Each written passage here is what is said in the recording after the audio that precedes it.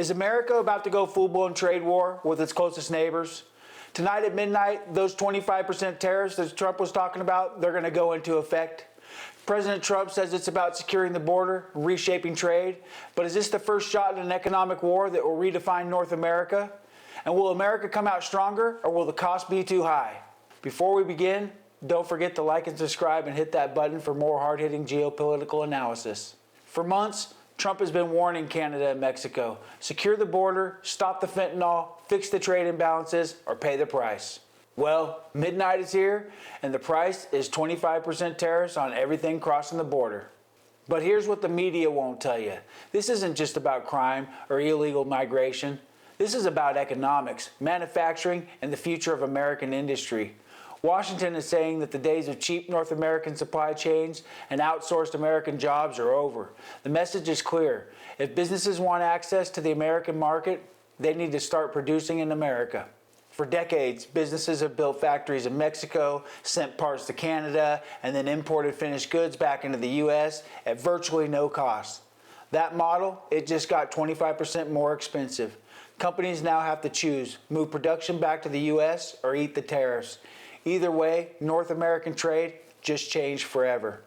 Wall Street hates uncertainty, and this move, it just sent a shockwave through the markets. The S&P, it's down 2%, the NASDAQ is down even more, and even the Dow is taking a hit. The Canadian dollar and peso, they're plunging. Why? Because this isn't just a political stunt. This is an economic shift that will reshape industries. Let's talk about cars. North America's auto industry is one of the most integrated in the world. A truck built in Mexico might have an American engine, Canadian steel, and electronics from China. These tariffs just made every single step of that process more expensive. That means higher prices at the dealership, and this isn't just cars. Think about appliances, electronics, even construction materials. If it crosses the U.S. border, it's now subject to a 25% tax. Here's the most important part. How it affects you.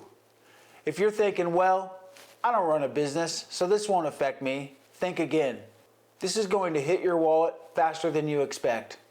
Start with vehicles. If you're in the market for a new car, expect sticker shock. The SUV that cost $40,000 last month, it might be $50,000 next month.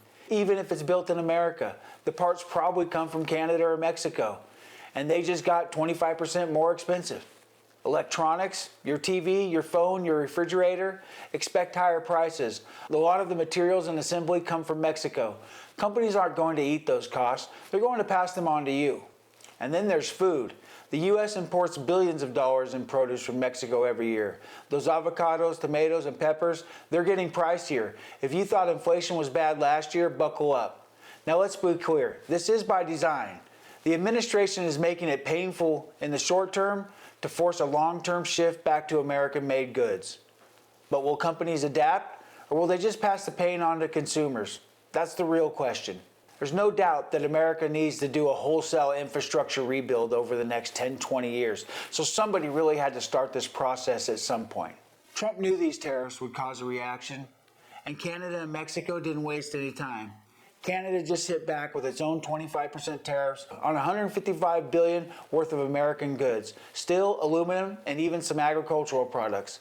Mexico, they're preparing their own counterstrike. They haven't announced any specifics yet. This is how trade war starts.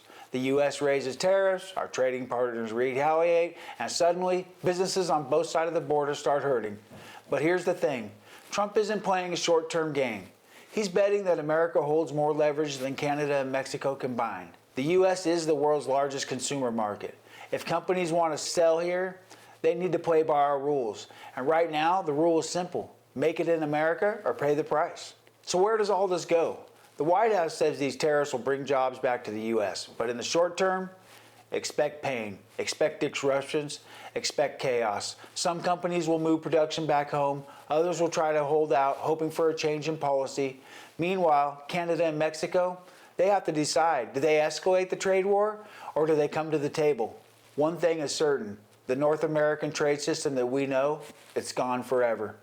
So what do you think? Is this a necessary step to rebuild American manufacturing, or is this a risky bet that could backfire? Drop your thoughts in the comments below. Make sure to subscribe for more hard-hitting geopolitical analysis, and if you want to support the channel, check out the links in the description. This is Frank for America's Geopolitics. See you next time.